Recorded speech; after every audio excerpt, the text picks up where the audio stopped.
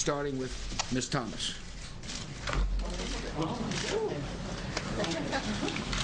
President, you started this war. It's a war of your choosing, and you can end it alone today. At this point, bring in peacekeepers, UN peacekeepers.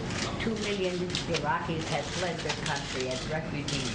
2 million more are displaced. Thousands and thousands are dead. Don't you understand?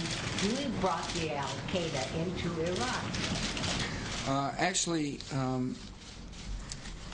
I was hoping to solve the Iraqi issue diplomatically.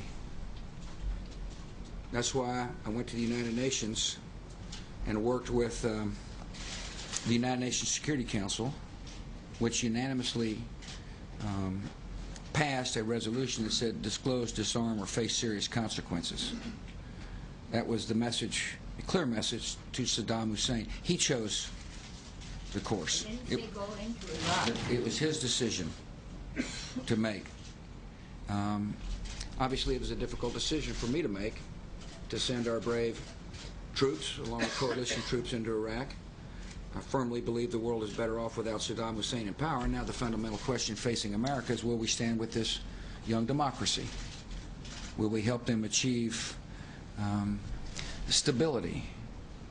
Will we help them become an ally in this war against extremists and radicals that is not only evident in Iraq, but it's evident in Lebanon, the Palestinian territories, and Afghanistan?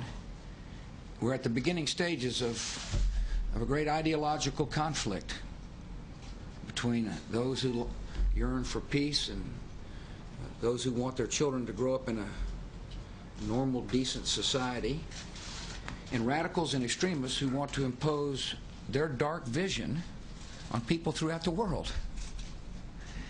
Iraq is obviously, Helen, has got the attention of the American people, as it should. This is a difficult war, and it's a tough war. But as I have consistently stated throughout this presidency, it is a necessary war to secure our peace. I find it interesting that as this young democracy has taken hold, radicals and extremists kill innocent people to stop its advance. And that ought to be a clear signal to the American people that these are dangerous people. And their ambition is not just contained to Iraq. Their ambition is to continue to hurt the American people. So my attitude is we ought to defeat them there so we don't have to face them here, and that we ought to defeat their ideology with a more hopeful form of government. Sir. Mr. President, you're facing a rebellion from key Republican senators who want you to change course and begin reducing the U.S. combat role. Given the mixed report that you present today, how do you persuade Republicans to stick with you as they look ahead to the next elections? A couple of things. First of all, I respect those Republicans that you're referring to. I presume you're referring to friends of mine like Lugar or Senator Lugar, Domenici. Yeah, these are good, honorable people. I've spoken to them, and I listen very carefully to what they have to say. First of all, they share my concern that a precipitous withdrawal would embolden Al-Qaeda, and they also understand that we can't let Al-Qaeda gain safe haven inside of Iraq.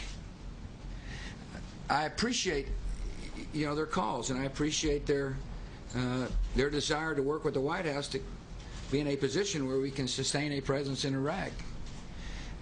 What I tell them is this, just what I've told you, is that as the commander-in-chief of the greatest military ever, I have an obligation, a sincere and serious obligation, to hear out my commander on the ground. And I will take his recommendation, and as I mentioned, to talk to Bob Gates about it, as well as the Joint Chiefs about it, as well as consult with members of the Congress, both Republicans and Democrats, as I make a decision about the way forward in Iraq. And so I value the advice of those senators. I appreciate their concerns about the situation in Iraq, and I'm going to continue listening to them. Toby. Mr. President, in addition